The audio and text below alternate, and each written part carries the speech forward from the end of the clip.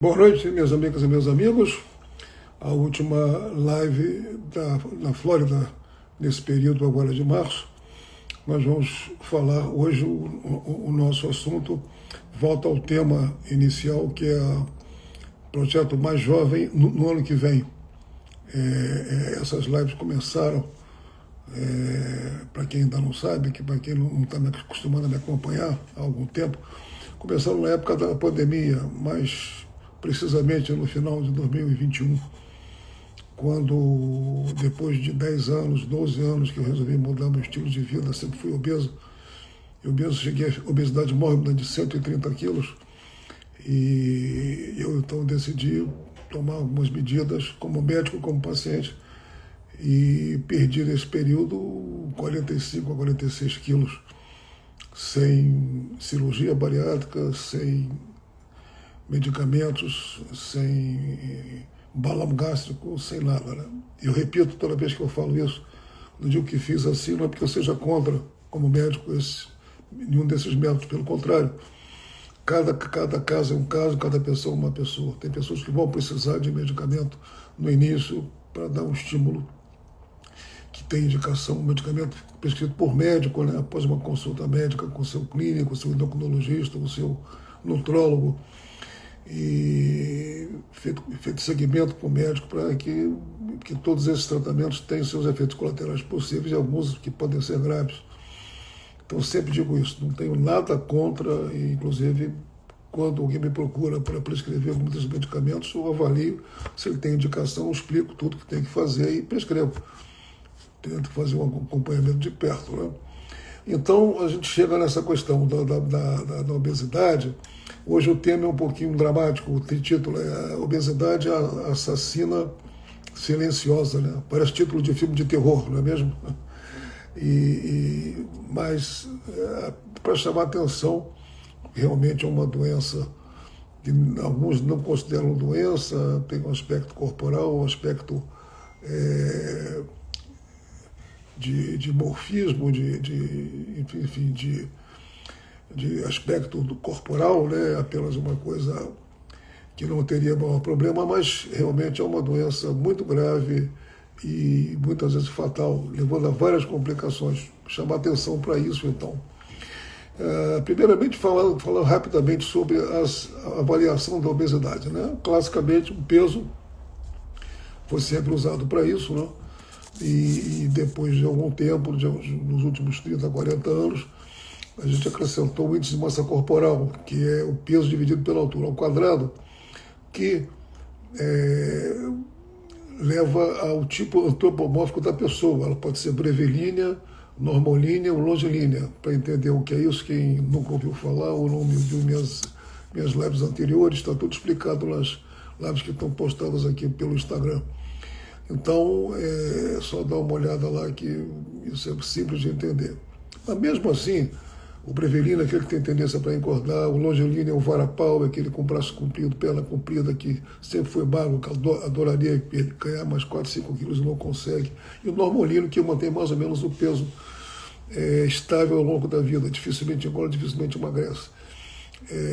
Mas mesmo isso aí, você está sujeito a incorrer em erros. Por exemplo, o atleta, o boxeador, por exemplo, o atleta, o levantador de peso, o atletismo pesado, a pessoa vai ter um índice de massa corporal acima do normal, que o normal é de 20 e 25, e ele não está obeso, porque ele tem uma massa muscular muito maior em relação à massa gordurosa e o resto do corpo.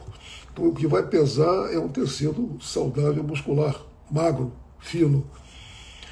Então, você não pode colocar ele no grupo dos obesos. Você tem a primeira dificuldade. Também o paciente que não é atleta e que está acima do seu peso, isso massa corporal alto, acima de 27, 28, mas faz atividade física, bicicleta, caminhada, corrida, 5, 6 vezes por semana. Esse paciente tem uma obesidade que nós chamamos de pré-clínica. Pré-clínica porque ela se apresenta com uma obesidade que ainda não produziu doença ou doenças graves em consequência dela. Já o obeso, que pode ser o mesmo índice de massa corporal que aquele que faz exercício e tem a vida sedentária, aposentado, sentado vendo televisão o dia inteiro, não anda, não caminha, não faz exercício, não faz fisioterapia, essa pessoa ela já entra numa obesidade clínica. A obesidade clínica, também conhecida como obesidade mórbida. Por que mórbida?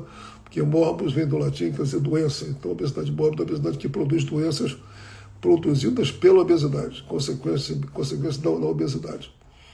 Então, vocês notaram uma coisa, não se vê quase obeso mórbido da terceira idade, né? Por que acontece isso? É simples, porque a grande maioria deles não alcança a terceira idade, porque morrem antes de complicações cardíacas, cerebrais, metabólicas. Dificilmente você vai ver uma pessoa muito gorda chegar acima de 65, 70, 75 anos. Você vê muito magro, longevo. Então, o que acontece? Né? Eu podia falar horas aqui sobre as complicações da obesidade, os riscos e tudo, mas vamos atentar para as coisas mais objetivas e práticas e importantes. Né? Vamos começar pela limitação pessoal. Né? A pessoa que está com muito peso acima do normal, a gente passa a comparar acima de 30, 35, às vezes acima de 40, a pessoa que tem dificuldade para tudo, para se banhar, para se vestir, para se locomover, para controlar seus esfíncteres, até para a higiene, realmente. Fazer uma higiene bem feita é difícil, né? Fisicamente é uma dificuldade muito grande em relação a isso. Complicações mais comuns da obesidade, a hipertensão arterial.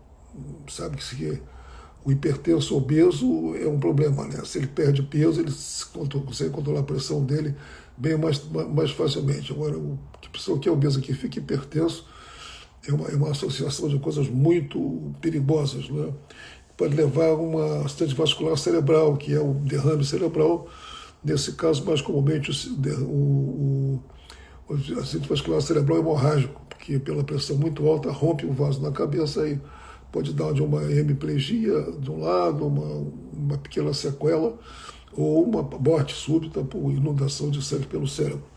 O diabetes mellitus, uma complicação muito frequente da obesidade, pelo tipo de alimentação errada, né? Muito carboidrato, muita massa, muito alimento polissaturado, que vai levar, por sua vez, à insuficiência renal, que os rins são órgãos vitais, se eles pifam, a gente está sujeito a diálise, eventualmente não conseguir sobreviver a isso. As doenças cardíacas, a coronariopatia, as doenças que levam a angina e infarto do miocárdio, uma complicação que tem diretamente a ver com a obesidade.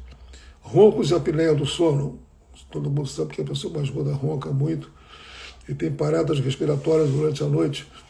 E essa apneia do sono também causa hipertensão. Além da obesidade, a apneia do sono causa hipertensão. Então você tem duas causas para hipertensão aí embutidas dentro da obesidade. Esteatose hepática, que é o acúmulo de gordura no fígado que acontece em todo obeso, né? E alguns 20 a 25% deles evoluem para hepatite crônica, cirrose, insuficiência hepática e morte por insuficiência hepática. Então é uma coisa, não é só um depósito de gordura, às vezes produz uma inflamação pela própria gordura.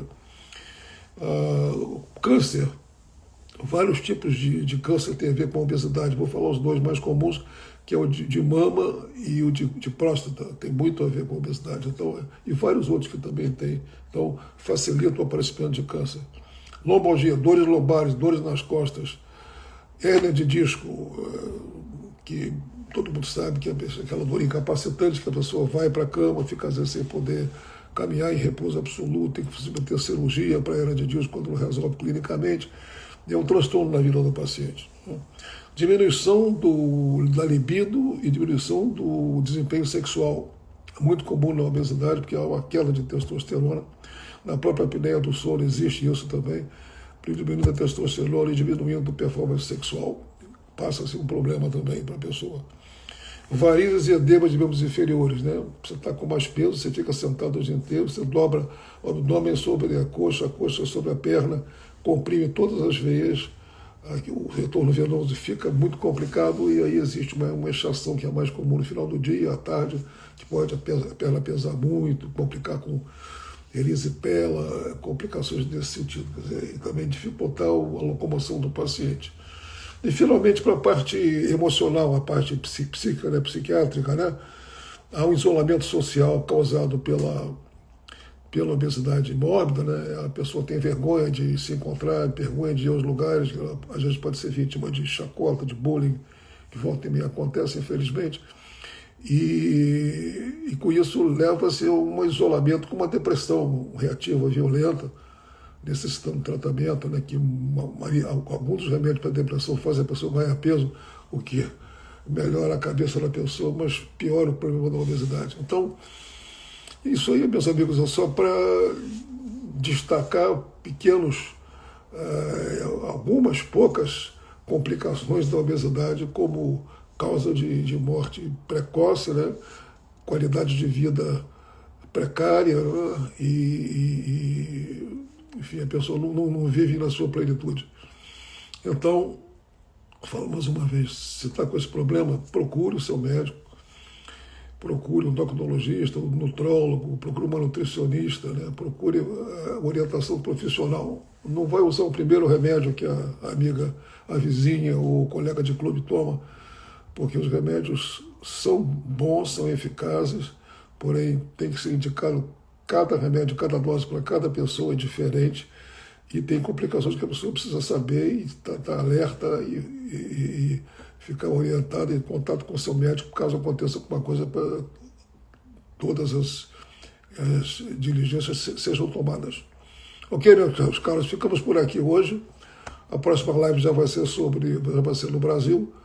Vamos voltar para o nosso projeto Encontros com o Clínico. Na semana que vem vamos fazer a chamada com o tema que será apresentado.